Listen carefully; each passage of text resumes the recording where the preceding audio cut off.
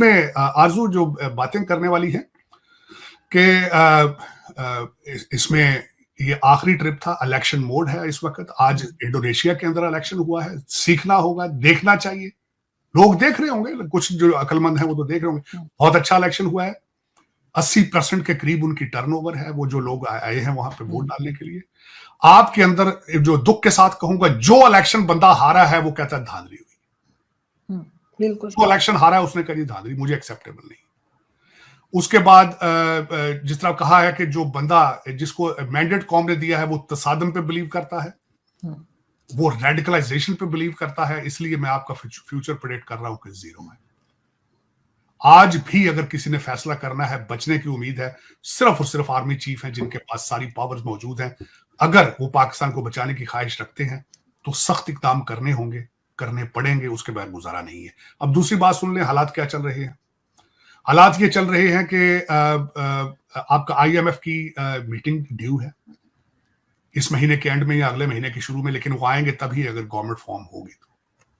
Government किस तरह की फॉर्म होगी? लोग कह रहे हैं PDM2 आएगी। PDM2 क्या थी? बकरा मंडी थी। बिल्कुल। इन्होंने मिनिस्ट्रियां बांटी थी आपस में, अपने अपने मर्जी के करप्ट अफसरान को ढूंढ के अपॉइंट किया था करप्शन के लिए, और एक दूसरे के साथ कम्युनिकेशन बंद कर दी थी। जय हिंद दोस्तों, आज की वीडियो में बात करेंगे आरजू काजमी और साजिद तरार सर। दोनों लोग डिस्कस करेंगे पाकिस्तान की करंट सिचुएशन क्या है और पाकिस्तान के हालात आगे चलकर क्या होने वाले हैं।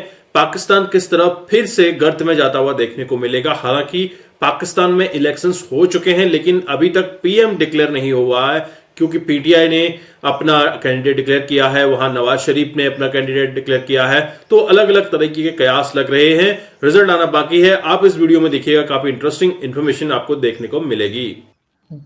फॉरेन ऑफिस को नहीं पता था कि प्राइम मिनिस्टर ऑफिस क्या कर रहा है, प्राइम मिनिस्टर ऑफिस को यह नहीं पता होता था PM क्या कर रहा है, फॉरेन मिनिस्टर क्या कर रहा है। वही हालात दोबारा होंगे। लोग इस वक्त जो ना सिर्फ पाकिस्तान के अंदर बैठे कुछ समझदार लोग और वॉशिंगटन DC के लोग कह रहे हैं, इस वक्त बात कर रहे हैं कि 1 साल से 1.5 साल तक ही आगे ये गवर्नमेंट चलेगी, उसके बाद आपको दोबारा इलेक्शन की जरूरत होगी या डंडे की जरूरत होगी, इसके बगैर आप चल नहीं पाएंगे। ये प्रेडिक्शन हो रही है।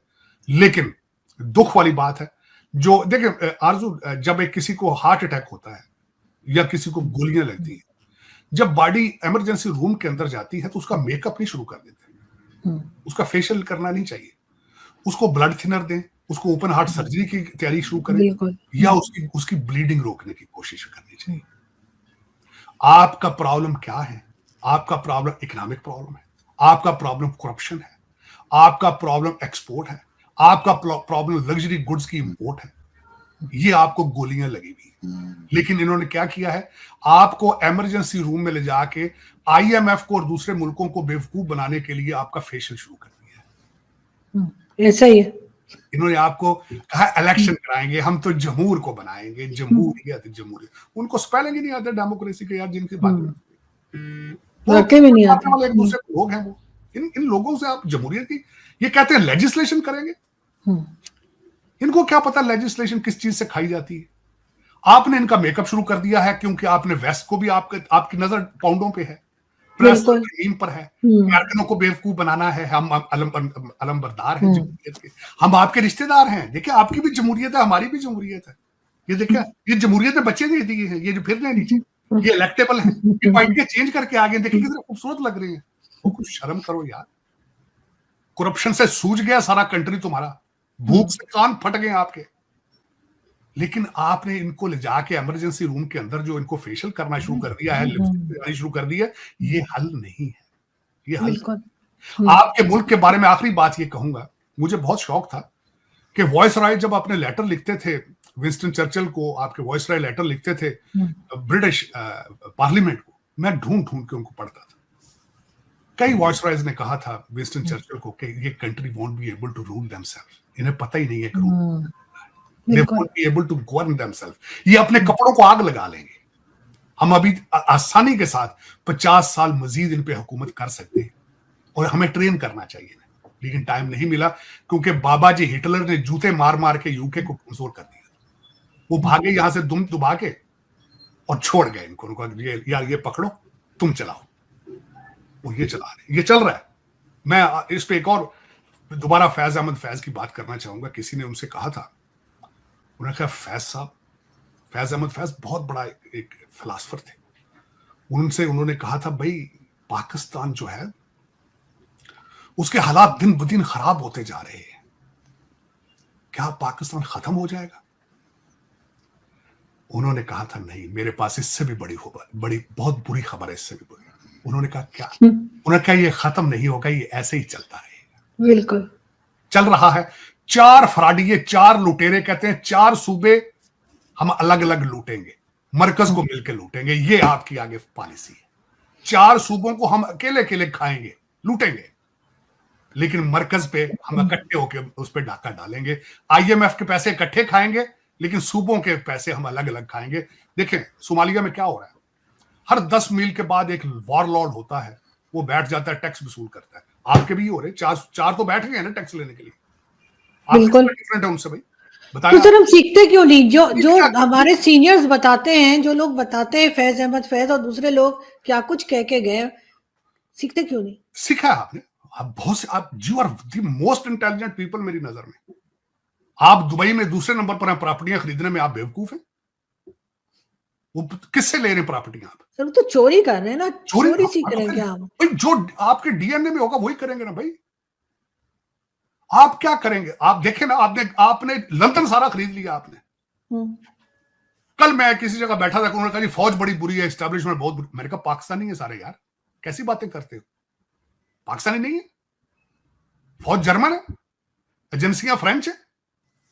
बिल्कुल बहुत समझदार है आप, आपकी टेपें रिकॉर्ड है सारे, आपकी फोटो हर वक्त, यू आर अंडर माइक्रोस्कोप। हाँ, लेकिन मर्जी की टेपें चलाते हैं ना। जब आपको ब्लैकमेल करना हो, आपके पास पावर हो, फिर करते हैं। करप्शन पे नहीं, क्योंकि खुद अपने हाथ गंदे हैं। आरजू, ये ऐसे बातें नहीं होती। मैंने आपको ऐसे ही नहीं कहा था कि मैं अपने DNA पर रिसर्च कर रहा हूं।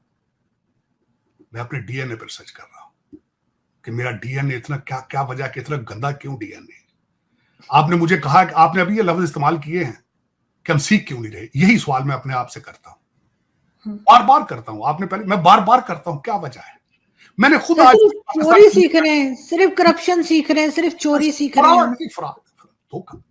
वो कहते भाईजान ये सब पैसे किन्ने मिलने हैं, सानू की दोगे ना भाई, सानू की मिलेगा ਇਹਦੇ ਚ, भाई तो सानू की मिलेगा सब। मैं बल्कि सर आपको एक चीज दिखाना चाह रही थी, एक सेकंड अगर आप मुझे दें तो। मेरे पास ये देखें, ये पिक्चर है मेरे फादर की फैज अहमद फैज के साथ। ये मैं आपको भेजूंगी, मुझे भेजिएगा। मैं फैज अहमद फैज, और बल्कि मैं तो हैरान हूँ आपके वालिद साहब से भी मिले। आज शायद जिंदा होते तो मैं उनके गले लग के रोता उनसे, फैज अहमद फैज के साथ भी रोता। वो बेचारे खुद रो रहे होते आज, अगर होते तो ये हालात देखकर वो शायद खुद बड़ी तकलीफ में होते। भाई अगले दिन मैंने आपको बताया, अनवर मकसूद साहब हैं जो बहुत खुद महाजर होके आए हैदराबाद से। किसी ने उनसे पूछा कि आज अगर कायदे आज़म जिंदा होते तो कहाँ होते, तो उन्होंने कहा कोटला जेल में होते। तो फिर ये मैं तो खुद रिसर्च कर रहा हूं मुसलसल, क्या वजह है कि उस लैंड से, उस लैंड पे जहां चनकिया और आर्यन वेद की किताबें 150 सेंचुरी में लेकर आए थे साथ, और हमारे साथ क्या हुआ है उसमें सिर्फ और सिर्फ मैं इस चीज को ब्लेम कर रहा हूं कि फॉरेन इन्वेडर्स ने आके हमारा DNA तबाह कर दिया। हमें हमारी आइडेंटिटी साथ ही ले गए जाती दफा। पठान भाई आए, चोरी जाते जाते सारी हमारी आइडेंटिटी भी साथ ही ले गए, और यहाँ फिर वो औरतों को रेप करते थे, तमाशे यहाँ से औरतें उठा के ले जाते थे। सारा उन्होंने सारा खित्ता तबाह करके रख दिया। टेक्सला यूनिवर्सिटी के बारे में पढ़ें जरा आप, मोहनजोदारो के बारे में पढ़ें आप, जरा हड़प्पा के बारे में पढ़ें। इंडिया लफ्ज निकला कहां से है? इंडस से। इंडस कहाँ है? बिल्कुल मालिया से निकल के पाकिस्तान से गुजर रहा है इंडस सिविलाइजेशन। और आज, लेकिन हम मानने को तैयार नहीं। आज हम क्या है? मैं रोजाना बुलंद आवाज के साथ इन करप्ट लोगों को कहता हूं, और पागलों, लंदन में भी कब्रिस्तान है। तो दोस्तों, पाकिस्तान के हालात तो इस कदर हो चुके हैं कि थाली का बैगन होता है, तो वही चीज पाकिस्तान का भी हो रहा है। पाकिस्तान में सियासत जिस तरह से करवट ले रही है, ऐसा लगता है कि पाकिस्तान का कोई भी भविष्य नहीं है। दोस्तों, पाकिस्तान को नेक्स्ट मंथ IMF की लोन की जो किस्त चुकानी है, उसके लिए भी पैसे जुटाने मुश्किल पड़ रहे हैं, और IMF का बेल आउट प्लान तो इनके पास कुछ भी नहीं है। हालांकि अभी इनके हालात सोमालिया की तरह हो चुके हैं। सोमालिया में आपने देखा होगा कि 10-10 किलोमीटर में हर कोई टैक्स लेने वाला बैठा रहता है। आप जाते हैं 10 किलोमीटर पे आपको टैक्स देना पड़ता है, फिर 10 किलोमीटर पे आप आगे जाएंगे वहां पे टैक्स देना है। तो पाकिस्तान की कंडीशन भी ऐसी ही हो चुकी है कि आपको जिस भी स्टेट में रहना है उस स्टेट के नुमाइंदों को आपने टैक्स देना है, और ये टैक्स सरकार की जेब में नहीं जा रहा, ये टैक्स जा रहा है उन पर्टिकुलर नुमाइंदों की जेब में जो लोग इन टैक्स पेयर्स के पैसे को लेकर लंदन, कनाडा वगैरह वगैरह कंट्रीज में अपने प्रॉपर्टी जोड़ रहे हैं। आपने तरार साहब को सुना, काफी इंटरेस्टिंग इंफॉर्मेशन इन्होंने शेयर की है, और इससे ये पता चलता है कि पाकिस्तान का तहस नहस होना लाजमी है। पाकिस्तान को चाहिए कि अपनी इकोनॉमी के ऊपर काम करे, अपने लोगों के लिए सहूलियतें प्रोवाइड करने में काम करे, लेकिन पाकिस्तान के जो सियासतदान हैं अपनी ही पॉकेट भरने में लगे हुए हैं। आई होप आपने ये वीडियो एंजॉय किया। मैं आपको मिलता हूं नेक्स्ट वीडियो में, तब तक के लिए थैंक यू। जय हिंद, जय भारत।